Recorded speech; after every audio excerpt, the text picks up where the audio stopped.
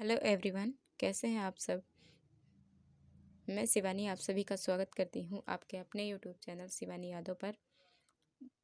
आज का हमारा टॉपिक है electronegativity. Electronegativity, tendency of an atom to attract share pair of electron in a covalent bond.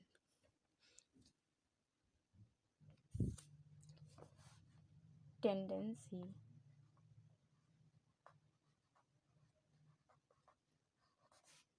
of an atom to attract shared pair of electron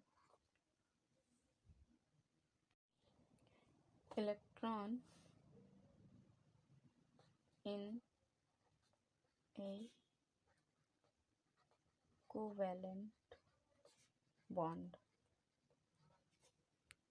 ये relative property रखते हैं, इस कारण इनकी कोई भी यूनिट नहीं होती है। एग्जाम्पल के लिए सबसे सिंपल एग्जाम्पल है HCl। एक इलेक्ट्रॉन क्लोरीन का, एक इलेक्ट्रॉन हाइड्रोजन का। अब क्लोरीन हाइड्रोजन से मोर इलेक्ट्रोनेगेटिविटी एटम है, तो क्लोरीन अपनी ओर अट्रैक्ट करेगा हाइड्रोजन के इलेक्ट्रॉन को। अब क्लोरीन पर minus charge, partially minus charge, and hydrogen पर पार्शियल पॉजिटिव चार्ज। यहाँ पर क्लोरीन की इलेक्ट्रोनेगेटिविटी हाइड्रोजन की इलेक्ट्रोनेगेटिविटी से ज़्यादा है। Chlorine is more electronegative than hydrogen and hydrogen is less electronegative than chlorine. अब इसके बाद हम इसको इलेक्ट्रॉन अफिनिटी एंड इलेक्ट्रोनेगेटिविटी के डिफरेंसेस से समझेंगे। ये इलेक्ट्रॉन अफिनिटी और इलेक्ट्रोनेगेटिविटी में क्या डिफरेंस होता है। रिलेटिव प्रॉपर्टी,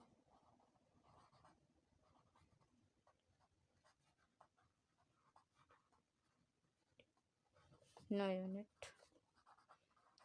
रिलेटिव प्रॉपर्टी होने की वजह से कोई भी यूनिट नहीं होती है इलेक्ट्रोनेगेटिविटी की। Difference in electron enthalpy and electronegativity. Heading, difference between electron affinity and electronegativity.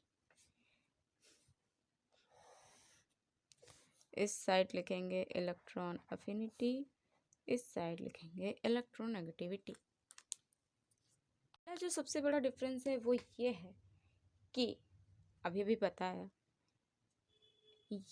Electron enthalpy में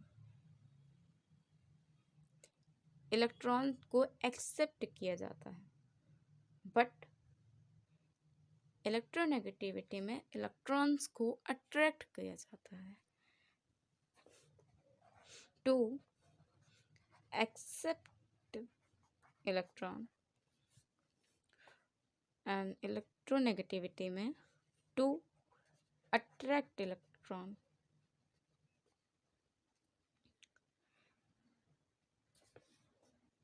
इलेक्ट्रॉन अफिनिटी सिंगल एटम के लिए डिफाइंड है, but electron affinity covalent bond के लिए। इलेक्ट्रॉन अफिनिटी सिंगल एटम की बात नहीं करता है। Isolated atom and electronegativity covalent bond.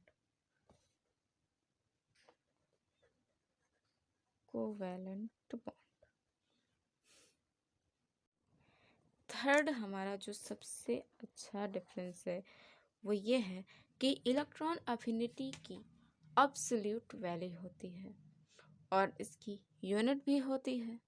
Unit क्या होती है इसकी? पहला जो थर्ड नंबर है वो ये है कि absolute value of electron affinity. Absolute value क्या होती है? इलेक्ट्रॉन वोल्ट पर एटम। और सेकंड होती है या फिर किलो जूल पर मोल। और जो इलेक्ट्रोनेगेटिविटी में ऊपर ही बताया, no unit, it has relative value. और रिलेटिव वैल्यू की तो कोई यूनिट होती नहीं, no unit.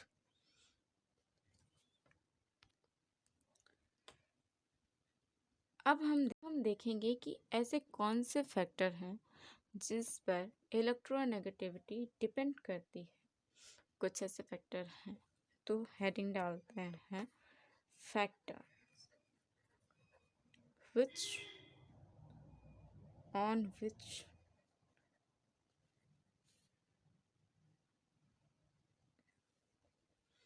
electronegativity depends।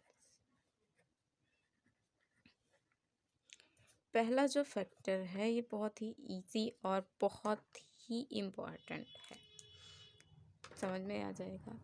Number 1 factor है size of atom. Size of atom, size of atom, जैसे हम एक एटम ले लेते हैं जो ऐसे है इलेक्ट्रॉन, और एक एटम जो कुछ ऐसे इलेक्ट्रॉन, इसका साइज बड़ा है और इसका साइज छोटा। तो इलेक्ट्रॉन को इसका न्यूक्लियस पास पड़ेगा, साइज छोटा है तो इलेक्ट्रॉन को छोटा वाला एटम अट्रैक्ट करेगा, जल्दी अट्रैक्ट करेगा। क्यों? क्योंकि बड़ा वाला एटम है, इसका न्यूक्लियस दूर है और छोटे वाले का न्यूक्लियस पास में है, तो जो बड़ा है बड़े एटम की ओर इलेक्ट्रॉन जल्दी अट्रैक्ट होगा। तो इसे कहेंगे कि इलेक्ट्रोनेगेटिविटी जो है ये इन्वर्सली प्रोपोर्शनल होती है साइज की। जितना ज़्यादा छोटा साइज इलेक्ट्रॉन को उतनी जल्दी एटम अट्रैक्ट करेगा, और जितना बड़ा साइज होगा इलेक्ट्रॉन उतना ही कम अट्रैक्ट होगा। Electronegativity inversely proportional to size of atom, कि जितना बड़ा एटम का साइज होगा इलेक्ट्रॉन न्यूक्लियस से उतना ही ज़्यादा दूर होगा और प्रोटॉन इलेक्ट्रॉन को कम अट्रैक्ट कर पाएगा। और जितना ज़्यादा छोटा साइज होगा न्यूक्लियस उतना ही ज़्यादा इलेक्ट्रॉन के पास होगा और इलेक्ट्रॉन को अट्रैक्ट कर पाएगा। अब जो हमारा दूसरा फैक्टर है वो है न्यूक्लियर चार्ज का। किस चीज़ का? Nuclear charge. न्यूक्लियर चार्ज को हम डिनोट करते हैं जेड से। पॉजिटिव चार्ज, न्यूक्लियस में प्रोटॉन होता है और प्रोटॉन पर पॉजिटिव चार्ज होता है। पॉजिटिव चार्ज, प्रोटॉन होता है न्यूक्लियस में। अब आप बताइए, एक ये एटम रहा और एक ये एटम रहा, इसमें प्रोटॉन कुछ ऐसे हैं, पॉजिटिव चार्ज,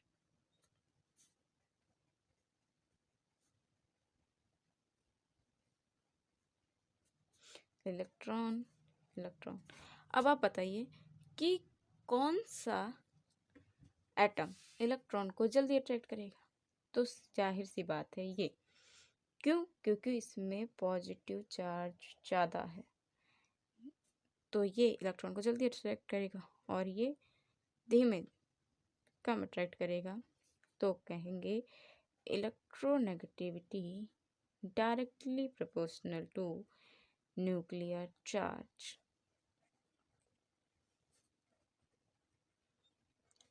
या चार्ज या फिर जिट, चाहे आप ऐसे लिख करिए या फिर electronegativity directly proportional to nuclear charge ऐसे। और अब जो हमारा थर्ड फैक्टर है वो है charge on cation. Third factor charge on cation. जैसे हम एग्जाम्पल लेते हैं Fe2+ और दूसरा है Fe3+। अब आप बताइए कि कौन सा एटम Fe3+ या फिर Fe2+ इलेक्ट्रॉन को कौन सा ज़्यादा अट्रैक्ट करेगा? वही अट्रैक्ट करेगा ना। इसके पास 2+ है, इसके पास कम पॉजिटिव चार्ज है, इसके पास 3+ है, इसके पास 3+ है।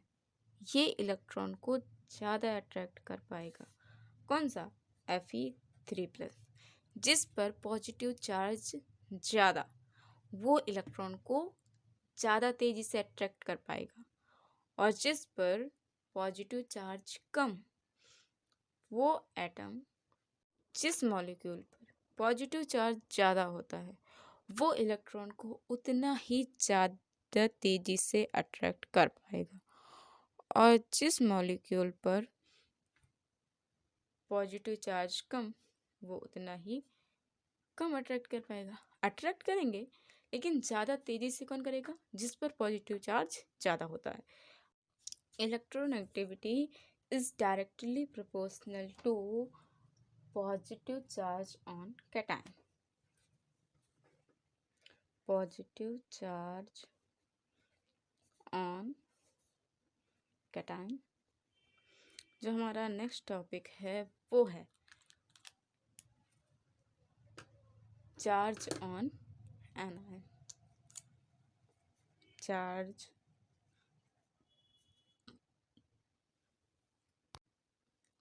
क्लोरीन ले लें। एक क्लोरीन पर 1- है, एक क्लोरीन पर 2- है, एक क्लोरीन पर 3- है। तो कौन सा इलेक्ट्रॉन ज़्यादा अट्रैक्ट करेगा? इसके बारे में हम ऐसे सोचेंगे कि अगर 1- चार्ज है, 2- चार्ज है, 3- चार्ज है, तो कौन इलेक्ट्रॉन को कम अट्रैक्ट करेगा? जिस पर 3- चार्ज है वो इलेक्ट्रॉन को कम अट्रैक्ट करेगा, और जिस पर 2- चार्ज है वो उससे ज़्यादा करेगा। जिस पर 1- चार्ज है वो सबसे ज़्यादा इलेक्ट्रॉन को अट्रैक्ट करेगा। एक एग्जाम्पल नाइट्रोजन, जिसे N1- N2- N3- -3 चार्ज। अब इसमें से बताइए, कमेंट में बताइएगा वीडियो पॉज करके, कि इन तीनों में से कौन सा इलेक्ट्रॉन को ज़्यादा अट्रैक्ट करेगा। तो इसके बारे में हमें ऐसे सोचना है कि कौन सा इलेक्ट्रॉन को कम अट्रैक्ट करेगा। तो इस पर ज़्यादा चार्ज है, इस पर तो इलेक्ट्रॉन पहले से ही ज़्यादा है in compare to this and this, और इस पर भी ज़्यादा है इसके कंपेयर में। तो सबसे ज़्यादा इलेक्ट्रॉन अट्रैक्ट करेगा N1-। तो इनका कुछ ऐसा हो जाएगा, सबसे ज़्यादा इलेक्ट्रॉन अट्रैक्ट करेगा N1-, उसके बाद N2-, उसके बाद N3-। तो हम कह सकते हैं कि electronegativity is inversely proportional to the negative charge on anion. देखें, इलेक्ट्रोनेगेटिविटी इज inversely proportional to the negative charge on anion। Okay, oxygen का भी एग्जांपल ले सकते हैं। ऑक्सीजन जैसे है, वो 1- ले लिया, 2- ले लिया, 3- ले लिया। अब इन तीनों में क्या ऑर्डर बनेगा ये आपको बताना है कमेंट सेक्शन में। ओके, एक और ले लो 4 - ये है आपका होमवर्क, बताइएगा। और अगला जो है वो है हाइब्रिडाइजेशन। अगर हाइब्रिडाइजेशन पर आपको वीडियो चाहिए तो आप मुझे कमेंट में बता सकते हैं। तो देखते हैं जो हमारा 5th टॉपिक है हाइब्रिडाइजेशन।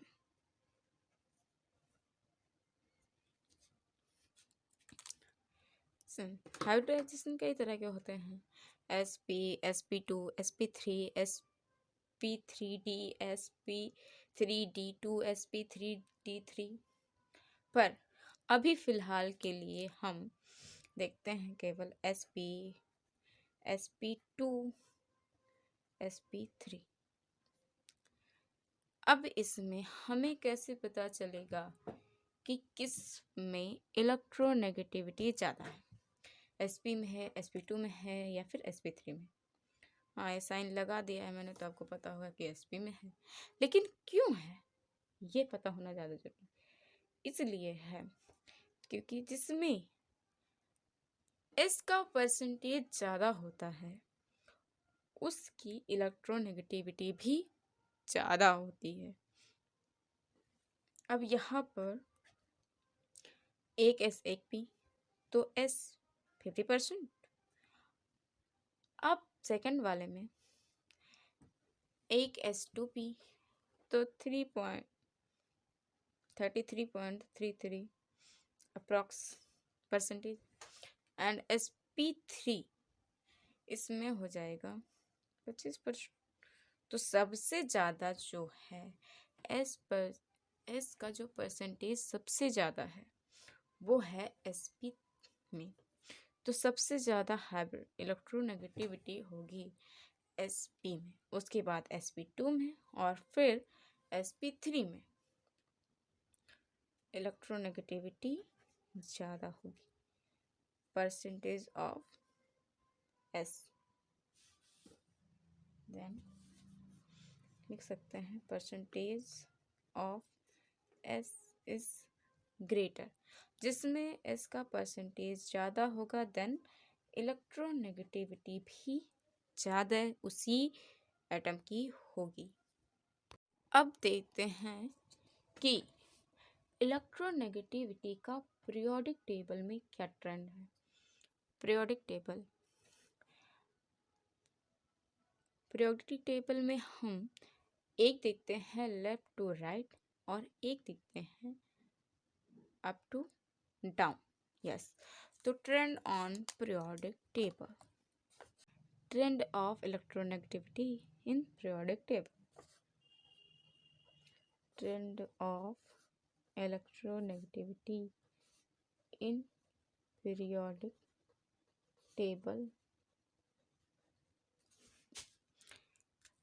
तो पहले हम देखते हैं period. Number first period, left to right जाते हैं, left to right periodic table में लेफ्ट से राइट जाते हैं तब न्यूक्लियर चार्ज इंक्रीज होता है, न्यूक्लियस फिर पॉजिटिव चार्ज भी इंक्रीज होता है, तब इलेक्ट्रोनेगेटिविटी भी इंक्रीज होगी। और जब हम अप टू डाउन ग्रुप में इलेक्ट्रॉन से दूर होता चला जाता है, पहला ये रहा, दूसरा ये रहा, तीसरा ये रहा, इसके न्यूक्लियस यहाँ पर यहाँ पर यहाँ पर इलेक्ट्रॉन इलेक्ट्रॉन इलेक्ट्रॉन। अब जो एटम छोटा है वो इलेक्ट्रॉन को जल्दी अट्रैक्ट करेगा, जो बड़ा है वो जल्दी अट्रैक्ट नहीं करेगा। तो ग्रुप में नीचे की ओर चलने पर इलेक्ट्रोनेगेटिविटी भी डाउन होती है, इलेक्ट्रोनेगेटिविटी भी डाउन होती है का मतलब ये कि यही चीज़ इलेक्ट्रॉन अफिनिटी आयनाइजेशन एंथैल्पी में भी होती है। ग्रुप में ऊपर से नीचे जाने पर ये सारी चीज़ें डिक्रीज होती हैं। इलेक्ट्रोनेगेटिविटी ग्रुप में ऊपर से नीचे जाने पर कम होती है। इसके बाद आती हैं हमारी कुछ स्किल्स इलेक्ट्रोनेगेटिविटी को फाइंड करने के लिए, जिन्हें हम करेंगे अगले वीडियो में। तब तक के लिए थैंक यू सो मच।